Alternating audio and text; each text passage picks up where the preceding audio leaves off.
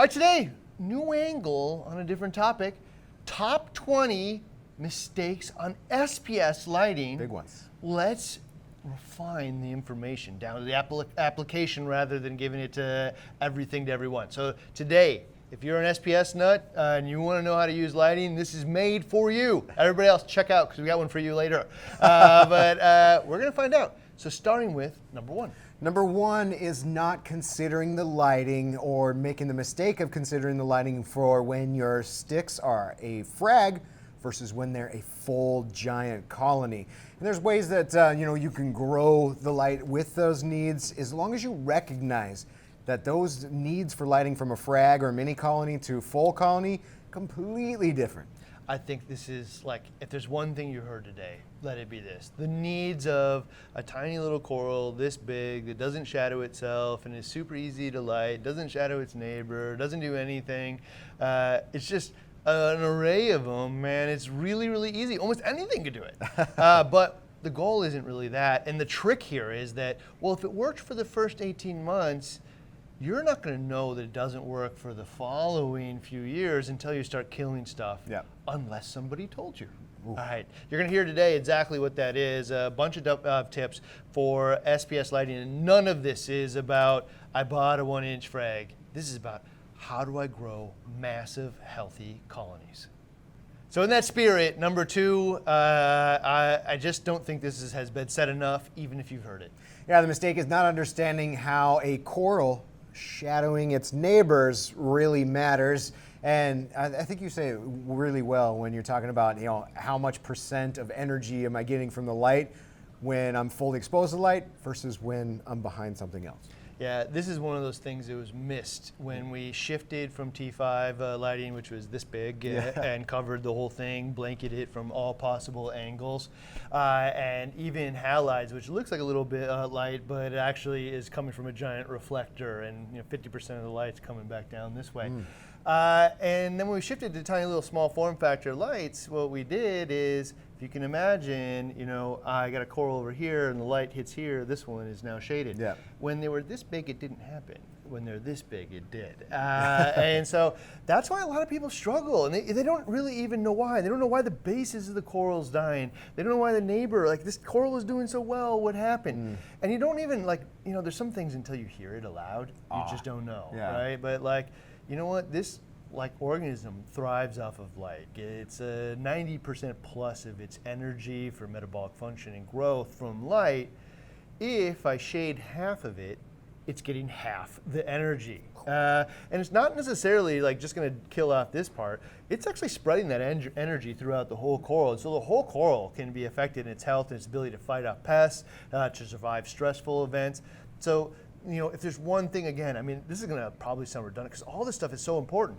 There's one thing you hear today, man, let it be, that shadowing is important. And it comes from small form factor lights if you only have one. If you have a bunch of small form factor lights, they actually intersect and you can create the same thing as a big light, but look for those shadows because they matter. Number three, another big difference between this little guy and these.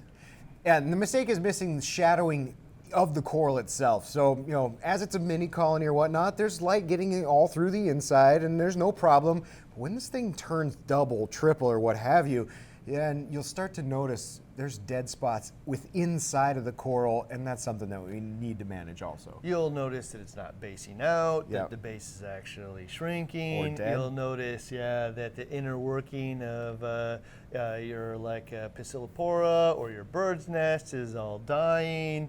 And again, when we had these big giant lights, it wasn't dependent on a beam of light coming here. It was coming here, here, here, here. It was coming down all from, everywhere. And so we're trying to create that thing. Now, we're talking wall-to-wall SPS lights here today. I'm not talking about trying to grow a handful of zoanthids somewhere in the tank. Yeah. You're going to grow an epic tank, and to do that, you really need to consider this thing that this coral shadows itself, and it does die, and it will shadow those neighbors. If you solve that, you won't have that problem. At number four, we're really going to bring this home. The mistake is thinking that a single point of light is enough for an SPS or SPS dominated system. And it very well might be if you put a single SPS frag that grows into a colony directly under that light and that light is hitting it on all sides. But when we're talking about lighting an entire tank, whatever the dimensions, those single little points of light just aren't enough. So you can get away with a single point of light, but you're going to have multiples. Lots of them. And yeah. so you just think of it as like a cone that will be blocked, but if I have another one over here, it won't be. However, a lot of times that, like the manufacturer will say, it covers a 2-foot area. Well, really, to get those intersecting cones of light, especially near the mid-range and the top of the tank, they actually need to be closer together. So often 12 to 18 inches, depending on the light. We saw actually a grid of AI primes, which is like on a 120, we saw a grid of 6 or even a grid of 8, where one single AI prime is covering a 1-foot area. And there's so many cones of light in this case that you created that big, coverage, essentially, covering it end to end with a blanket of light with all the little form factors. And then, like, oh, whoa, 8 lights. But you know what? It's actually cheaper than doing many other solutions, and it does it better. All right, number 5, there's actually 3 ways to get this blanket of light in the tank that's going to grow that epic SPS tank. And I think the mistake is not understanding that there's 3 different ways, and all of them will lead to the same path. Yeah, so the first option is having a light source that's just as big as your aquascape, or bigger than what you're trying to illuminate. Illuminate meaning this coral's, only 4 inches by 5 inches, but my light source is 24 or 48 by 18 or what have you. That means it's getting hit on all sides, from front, back, side. So one way to achieve this big, large blanket of light is to have a big, large blanket of light from a big, large light source. We call it to get a blanket of light that wraps the object in light. By definition, it actually has to be bigger than the object you're trying to illuminate. Big, yeah. And so in this case, not bigger than the tank, because I don't need to actually illuminate the glass per se. Right. It's bigger than the aquascape and the coral. So like if imagine I had a 2-foot tank, this fixture right here of T5s is going to cover it. It's going to hit it from every angle. Plug it in, done. Right? Now T5's lights are getting less and less popular as time goes on, just because it's fluorescent lighting and you don't really use those in many applications anymore. But you can see something like the sky here actually does that as well. Like this is actually pretty darn close to the same coverage area as something bigger than that. You're going to miss just a couple inches on the side, but it will actually reflect off the glass and be really, really close. So in some ways, kind of a balance between getting something as big as the object, but also, a little tiny smaller form factor that allows you to use it a little easier. So yeah, you get something big that covers the whole thing. It could be a big giant LED fixture. It could be a big giant T5 fixture. It could be halides, or it could even be just larger size modules and multiples. So number 6, option 2. Yeah, option 2 for making this big, large blanket of light is using a lot of different smaller lights. So we just hit on the AI prime and how 8 of those, we saw like this very even distribution of light. Light is definitely coming from all angles because we have 8 AI primes. You can get this done with, 3 or 4 of your other lights, like XR15s. Maybe you want to put 4 of those, 2 rows of 6 or of 3. But essentially what you're doing is achieving that same big, large blanket of light, but multiple small form factors. Yeah, so think about it. We're looking for wide angle lights now where the cones intersect, and you just need to have enough of them. And the important part here is to know what your goal is, because your goal is actually different than most people's. Yeah. If you're still watching this thing, you're SPS dominant. You're an SPS nut. You're doing an SPS dominant tank, wall to wall. It's going to be awesome. Well, you know what? You're part of the upper echelon of like 5% of reefers trying to achieve something really unique. And so, the 2-foot area really doesn't apply to you. It applies to the other 95%, right? And in this case, I need these intersecting cones of light. It's probably much closer to like an 18-inch area, depending on the light. I can tell you that like on the 750 XL up front, it would normally call for a 6-foot tank for 3 of these, but in our case we used 4. And 4 seems to do the job because again, these XR15s, one of the cool, or 30s here, one of the coolest things is I can actually turn them sideways and have them front to back, so they actually cover pretty good front to back. Yep. And then I'm going to space them in a way that I also understand that I don't necessarily have a lot of corals on the very ends, and I'm going to light the tank illuminate. You could do 5. I will tell you though that we had 10 of the XR15s, and we went down to 4 of these, and we actually got the same or better coverage with changing them out. We were going from Gen 4s to Gen 5s in that case, but the message is still the same. And you heard it again with the primes. The primes actually would be an even like lower cost method of achieving the same kind of coverage. We could put 8 of those 1-inch our small $200 pucks over the top of the tank and actually do it for less expensive amount of money. You get really good coverage. So if you're going to do the multiple light method, put some thought into, how wide angle is it? And I will give you a hint that when you watch a lot of our videos, the wide angle means that we suggest a low mounting height. So the mounting height tends to be around 8 or 9 inches. The Kessel A360s are a good example of that. Even the 900, turning it sideways as well. All of these options, are designed about 8 or 9 inches, means they're super duper wide and great options to mix them together and get that blanket coverage of light. So number 7. We saved the best for option 3 here because it's actually my personal favorite preference. Yeah, so this one, option 3, to create this big giant blanket of light is using fill light with a wide angle. So this is exactly what you think of when you think of hybrid lights. So the T5 LED hybrid or the Reef Bright LED and LED or XHO strip and LED hybrid. You're taking your smaller form factor, wider angle light, and you're adding it to strips of extra light, which then creates all of these different spots. You got lights coming from all angles. You can hit these wall-to-wall SPS. The one BRS 160 is one of the prime examples of that, and covers the whole tank in a really cool way, actually. I like it. The look. So I'm going to tell you this. There's 3 different examples of this hybrid lighting and why I like it so much. The first one is the sun in the sky. And so there is the natural element. So in the ocean, you'll have this really intense ball of light being the sun, hitting it from different angles throughout the day.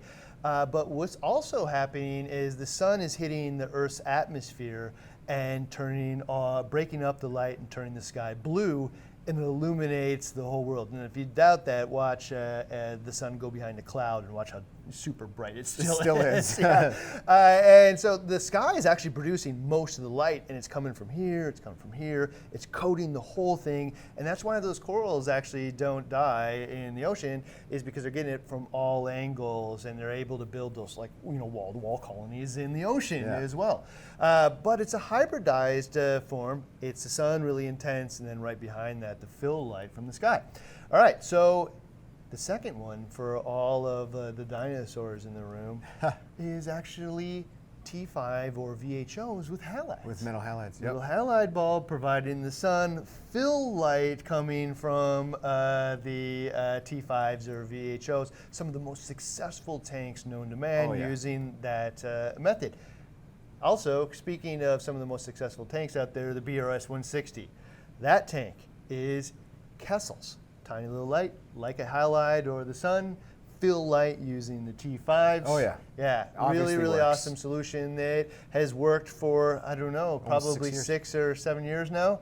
Also, another example of the hybrid lighting, the E170 in my office. The Kessel with the T5 fill lights again. So the beauty of this is, I have the Kessel. On its own, it would definitely shadow an SPS only tank. These are really great for mixed tanks and LPS and like 95% of the tanks out of there. But for an SPS wall to wall, it is going to shadow. But if I put these strips on the side, it fills all the light in from the sides. I no longer have this problem. And the reason that I know this is because we've well documented the 160 and E170. You've seen it in action over many years, and most people would see those tanks and say, oh, I want me some of that. How do I recreate that thing right there? That's how you recreate it. Yeah, so that is the third option. So we do have those three different options. You can get a big blanket of light from one that just covers sky to sky all over the place. You can also get multiple points of light, like a bunch of AI primes, a bunch of 360Xs, a bunch of modules like the Radions. And another option is to hybridize it all together. And one of the benefits of that hybridize is you get that really cool shimmer too in many cases. Oh, yeah. So bring it together and it softens it a little bit with the fill light. All right, number 8. One of those things we just mentioned probably spoke to you and you said, oh, this is for me. I understand it, I get it. Yep. But also, you know, a lot of people are overlooking older technology, and maybe you shouldn't. Yeah, a mistake is overlooking T5s. They're not considering T5 lights for your wall-to-wall SPS dominated system. That was my goal. That's what I used, and I loved it. And I've seen it work so many places. This is one that you can point to as like, this works, plug and play, almost every time. If this is your goal, you're going to achieve it with the tried and true T5. Okay. I mean, I don't know. You know, it's really hard to hear that we should go use these ancient bulbs. But you know what? They just work. And so it's a little bit flat looking for me. And there's reasons that I wouldn't use it. I don't like changing out bulbs. I don't want to buy the bulbs. I don't want to go through all that stuff. But honestly, if you put the bulbs in it and you hang the fixture over, you plug it in, lighting will never be your problem. There it is. You will have mastered lighting by plugging it into the wall. It's that simple. You'll have other things to think about with your Reef tank, but you'll never know if you wonder if you got this thing right. So T5s really still have a place and probably will for a long time. Number 9, there's a caveat to that long time piece.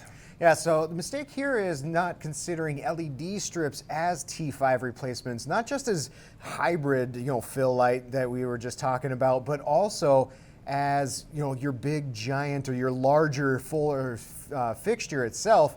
And this is something that we just picked up in the Investigates when we started testing Reef Bright strips, and we found, we tested the difference between a single bulb, T5 bulb, versus a single LED strip. Bump and par. Same distribution, if not better distribution. And then when we added all of those LED strips together, we found as good, if not a better performance than an 8-bulb T5. Yeah, so this is where this really matters, because there's probably only like 5% or less reefers that are actually buying big panels of T5s now. But there's a lot of people that are doing that hybridized option where, I got a Kessel in the middle or a Radion in the middle, and I got some fill light bars on the side of T5s. Okay, it isn't magic that's inside the T5 bulb, right? No. The reason that the T5s work so well isn't this magic like photon that's coming out of it. It's the fact that it's blanketing the entire light or tank in light. And there probably was a time, 8 years ago where LED spectrum wasn't wide enough. Yeah. And, we didn't know the intensity. All that stuff doesn't exist anymore. No. We're now matching the light to the same intensity of these. The spectrum's now well blended in most cases, and it's the right spectrum. The difference is actually the distribution of light. So how do we get light to the way that these corals grow, and it's definitely blanking it in that way. So why not swap out the T5 bulbs with these LED strips, the Reef Bright ones, or I think Aquatic Life has strips, or Orphic. So in those cases, like you're seeing it now, there's like the Aquatic Life fixture. I mean, an enormous amount of people have picked those things up, and probably because you see what that specific picture did, or fixture did to the E170. Oh yeah. Super easy way to get that hybridized version. Drop a Kessel in, drop a Radion in, you got the fill light in there. But now you can get options without the T5 bulbs. You can get it with the LED strips. Specifically, we tested the XHO ones, where you actually get wider distribution and more par than you get out of a T5 bulb. That's a win-win. All right, so there are alternatives here where you can get this like hybridized combo and step into today's technology. Number 10, this is one of those areas where the conversation when we talk about general corals actually gets lost when you're actually talking about the 5%. Yeah, so the mistake is not considering that lighting specifically, if this is your tank path, the SPS dominated wall-to-wall system, and you're trying to do this to the best of your abilities, lighting is one of the most important conversations for creating that type of tank, which is why we harp on the this lighting topic so many times. We have so many videos about lighting and lighting properly, what lighting means and how it works, and what intensities and spectrums and PARs. We hit on this so big because when it comes to that big giant wall-to-wall SPS tank, this might be the #1 factor to get you there. I think that's the point, is you'll see a lot of people, maybe even 90% of the community saying, I don't know, I just throw some light on and it works. Yeah. You know, like, I don't work for me. The part of it is there's two things. A, they're trying to do something different. Because if I'm just trying to grow a bunch of euphyllia, I throw a single Kessel wide angle light on the top, man, done. You know, I got all kinds of corals and tank styles that will do.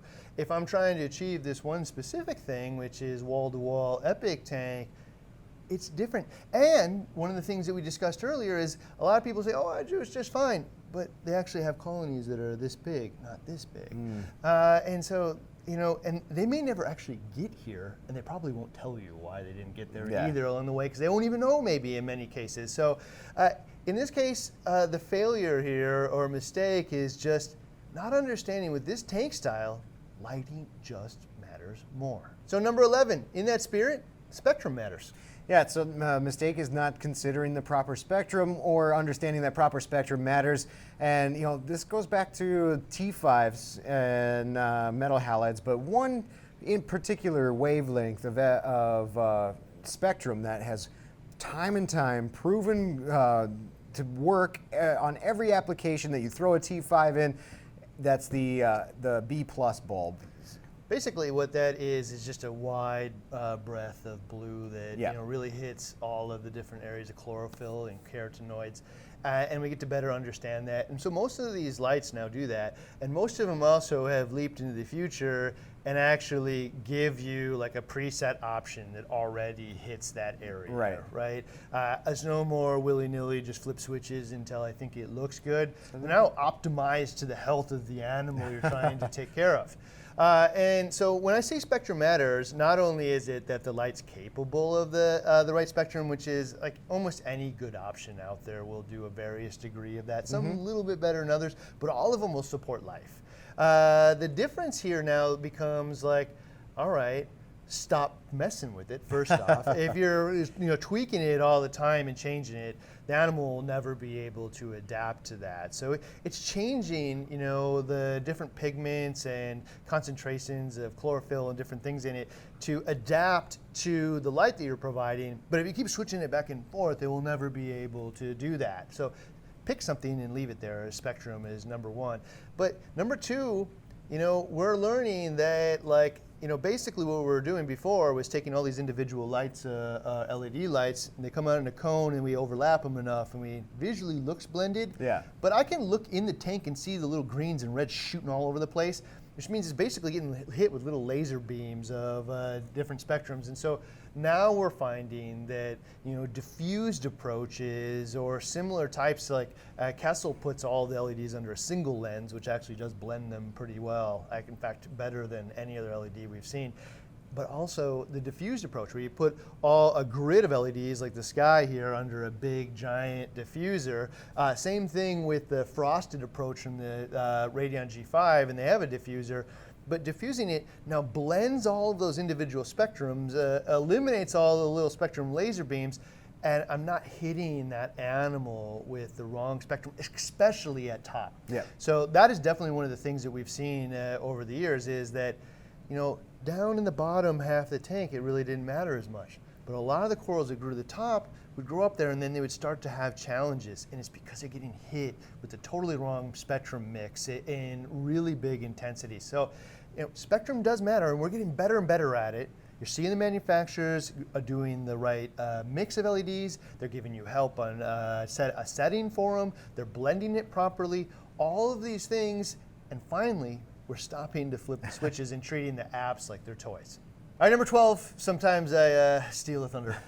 The mistake is not understanding that proper blending is crucial. Just like you were saying, think of if I was outside and the sun wasn't blended very well, or the atmosphere wasn't blended very well, and thousands of times a day I've got bright red coming across me, and then every once in a while I get bright green, and it's just doing that hundreds of thousands of times a day, I wouldn't be happy outside either. This is such a great analogy. You caught me off guard, but you know what? What if a big stripe or focus beam of UV hits you? Oh, I'd probably be toast. Instantly you can understand why this is bad news. It is blending them, and this is definitely one of the evolutionary steps in LED lighting and achieving our goals. 13, oh man, another thunder steal. The mistake is not understanding that stability matters more. So that is not only the spectrum blending where I have a steady, stable spectrum hitting me just like I'm outside in the sun. I can adapt to that. And on top of that is, you were talking about flipping switches and whatnot, and this is one thing that WWC Vic, turned us on to when we were making the BRStv hybrid is set your lights and don't ever touch them. Forget they're there. Set them once and do not ever touch them once again. I mean, that's was one thing about the T5 technology, metal halide technology, is you set your T5 bulbs, you got your mix that you like, it looked good to you, and you just wouldn't touch it for months. You change out the same bulbs that you had. You weren't swapping out all different colors of bulbs and playing around with it. Your metal halide, what, the 14K bulb or 20K bulb didn't change at all. All right, so I'm going to say it again. If there's one thing that you heard today, you're like, oh, I really want to have a successful tank, and I'm looking for one tip that says will help me the most, it's set it up to something good and leave it alone. All right, number 14, there's dollars involved. Yeah, so the mistake is spending more money than you need to achieve this. There's multiple ways to do this. On the lighter side of the wallet, T5 fixtures, older technology like that is pretty cost effective and easy to get a hold of. Even multiple small lights like the AI primes, these things are like $200 a pop. So get 4, 6 of them, and you're about the price of a single fixture of one of these larger ones, but you're actually doing better at spreading the light out. Yeah. So in the end, think about your goals. Not like one light is better than another light, because that's not necessarily true. It's how you use the light and how many you need, and then what do you achieve when you buy these things together. So, not getting tied down to one light or another, but some of the ways that I've found have actually been the cheapest of all the things that we've talked about is actually the big form factor lights like the T5 and probably even the Sky. Well, the price point of the Sky is high for the application. If I look at other things that are going to achieve that same kind of big form factor light in the power range, they're probably going to add up to something more. In my case, in that similar price range is actually the Kessel A360, and then with the fill light, adding in either some LED bars, but more specifically, inexpensive would be the Aquatic light fixture like the one on the E170. So in that case, my goal is not only do I want even light that covers from all angles, I want it to look awesome, and shimmer is part of that for me. Number 15, if you're not buying T5s, do this. The mistake is not using a par meter. And we have goals. We'll be talking about them here in the next couple of mistakes. But the par meter is the way that you set all of these up, other than the T5s, which we already know, mount at 8 or 9 inches, plug in and go. The rest of them have the capability, a bunch of them have the capability to go way higher than what our corals need. And you don't want to be too lower than what your corals need. So there are some sweet spot ranges in there. Just make sure you're testing it so you know where you are. There's a tip hidden within the tip here, which is going too high is 100 times more likely to kill the coral than going too low and rapidly. And so it's that 200 to 350 par range. And so if you're asking how to set this thing up, it isn't just like willy-nilly. You can emulate it. We share some par data in a lot of our investigates, so you can try to emulate. But picking up a par meter is actually one of the easiest ways to do it. And hot tip here actually is at BRS, at least currently, hopefully you guys will use this and it won't change in the future, but we actually allow you to return them used. Wet tested. Yeah, so they're called wet tested at the moment. We'll see if that name sticks. But yeah, it will. I think it has like a 20% restocking fee. But you're going to invest $1,000 into lighting. You know what? Spending $40 on the par meter.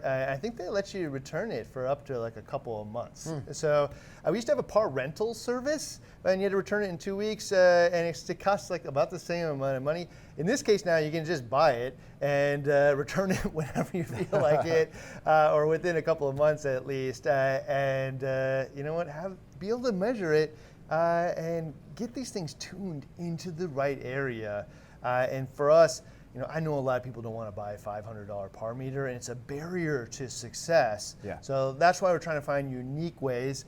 Maybe the return service won't stick around because this video will probably stick around for a long time. But come and look and see what we're doing, because we're actively trying to find ways to help you set up these tools right and do it affordably as well. Number 16, the Thunder gets stolen again and again. So the mistake is not understanding what range you're shooting for in your SPS dominated system. And after testing WWC tanks by hand a whole bunch of times, testing our own tanks that are successful here, 200 to 350 par is that pocket range that we're aiming for. But you might have spots at 500, 400, 450, and then spots down in the corner where you're at 75 or 50 or what have you. But the goal is as many points as possible on average between 200 to 350. So if you heard that range, you're like, all right, I know I got to go get 350 everywhere in there because that sounds like the best, most horsepower possible. It's kind of hard, but also we're talking about the range that it does well in. So if you're going to shoot for a goal, shoot for the middle, actually. So, somewhere around 275 is probably that range. And each one of these corals will do better in different areas. So shooting for that range, like the 80-20, where they'll do the best, is the goal. If you shot for 275 everywhere, it's probably better than 350. More is not always better. All right, number 17, I've got a problem. More isn't better. Yeah, that was made a mistake. So more par isn't better, and that was when LEDs. It was all about when LEDs first coming out. Par wars. This thing can push 1,200 par, 1,500 par, and now we're back to we need to be in that range, and let's make the tool right for the purpose. So. I will tell you that the guys over at Worldwide, Josh showed me that they find corals that do really good in 200, but they don't do good at 350. And the reason that they know that is they move them around, and not all the time. What? This one's not looking This one so just hot. isn't really doing really well over the course of a year. Let's spend the next year in a different location. A year. Not moving around by every month. And so one of the things you can do here is actually, when we talked about in a different video, the Frag plugs. So instead of using a Frag plug, if you mount it on a piece of rock like Frag mounts from Marco, if you have a Reef Saver rock already, I can glue that piece of rock to the other rock, and it'll look seamless. And if I ever wanted to move it, now instead of breaking the coral off of the rockwork, I can just pop that piece of rubble off and move it to where I want. So it makes it a lot easier. So more is not always better. The right amount is better. And if you're going to experiment slow and long. Number 18, one of the reasons that they move this stuff. Yeah, so the mistake is not considering that higher par might actually bring you more color or differences in color. And if we all know, we've seen WWC's stock and some of their corals, they're amazing colors. And that could be from tweaking, putting in a little higher par and letting it sit for a year and find out what the colors and the morphs and what fluorescence and stuff comes through, or moving it a little further away from it if it starts bleaching out. So the general thought process or theory has not been proven out here, but what the common thought process is basically you're going to see more color pigment and fluorescence because the coral is going to produce those fluorescent pigments essentially as sunscreen from really, really high par. It's using those things to protect itself from too high light. And if it's protecting itself and bouncing those rays of light back, what it's actually going to do is receive less of that light, and it will be able to photosynthesize better other than just getting bleached and burned out. So there are some cases where increasing the par will actually get better coloration and better fluorescence, but you need to know that you're riding the razor's edge here, And the reason you're getting that color is because the coral's actively protecting itself from what you are doing to it, or at least that's what's currently believed. Number 19, there's a flip side to this actually. Yeah, so lower par, and making the mistake of not considering lower par for faster growth instead of coloration. That might be a ticket, instead of protecting itself constantly from this bright light, it's actually more adjusted to a lower amount of light, and it can actually grow faster. Yeah, so maybe closer to 200, it's actually able to absorb a lot more of the energy and reflect less of it away, and it's not producing these like suntan pigments, and it's actually able to grow faster. And so we've seen that in many corals that at the lower range, they'll actually grow faster, and you're not riding like razor's edge there. As long as the coral looks healthy and it's growing, you're providing adequate energy to it. So, looks healthy visually, growing means you're providing enough. Maybe you could get more color out of changing it, but what I wouldn't do is raise the whole light all the way up and expect every coral in here to benefit from it, because it wouldn't. What you can do is move those corals around, or if you have one of those matrices of like 8 AI primes in the top, Yep. you could actually start zone lighting and creating areas that are higher par than others. All right, number 20, this is actually another one. If you only heard one thing today, let it be this. The mistake is not realizing that higher par needs higher flow, and this is specifically wrapped around corals grow as they grow, and they develop the toxins and byproducts of photosynthesis, flushing it away from them so that they can get rid of it. Yeah, basically, the more energy you're putting into the coral and the more it has to protect itself, basically it needs to get rid of all those byproducts. The oxidants are actually poisoning the coral, and if you don't, it has no choice but to release its zooxanthellae into the water, and it'll probably die after that. Sometimes you can get it back, nurse it back to health, but basically, when it bleaches, what it's doing is saying, I'm producing too much energy, I'm not able to get rid of the negative byproducts and oxidants of that, and just as a desperate attempt to survive, I get rid of the zooxanthellae that is actually producing that energy. So the way that you can solve for that is actually high flow. And so high flow will actually allow the coral to get rid of those oxidants easier. It increases the gas and water exchange on the surface of the coral. And the more flow you have, the better the corals will do in high par. So if you're going to ride that like razor's edge of high par, ride the razor's edge of high flow. And I'm going to tell you one more tip on the flow in that case, because it's super important. It doesn't mean just put 2 10,000 a gallon an hour pumps on both sides, because when you look in the middle of your rock work, you'll see that there's very little flow hidden by the aquascape. So what high flow actually means is go look for the dead spots or slow spots all over the tank, and then solve for that flow. Don't get tied to a specific brand of pump. Like, I need to have all Tunes, all Ecotech, all Gyres, and stay true to a brand. No, look for the problem and the type of flow that actually solves all of that stuff, and you'll have better results getting flow where it needs to be and kind of riding that razor edge. All right, so hopefully you grasp the difference between Little Frag, Big Colony, as well as I'm part of the 5% trying to achieve something very unique versus the other 95. I need the information to apply to my goals. You can find all of this stuff here at the Bulk Reef site that you're looking for, but also we talked about flow. A lot of people believe that flow for SPS is actually more important for the reasons that we just described than lighting. Lighting, you nail it. Flow is one of these constant tweaks. You're always looking for better. And we have a buyer's guide on flow that you can see right here. Learn everything that you thought you wanted to know about flow as well.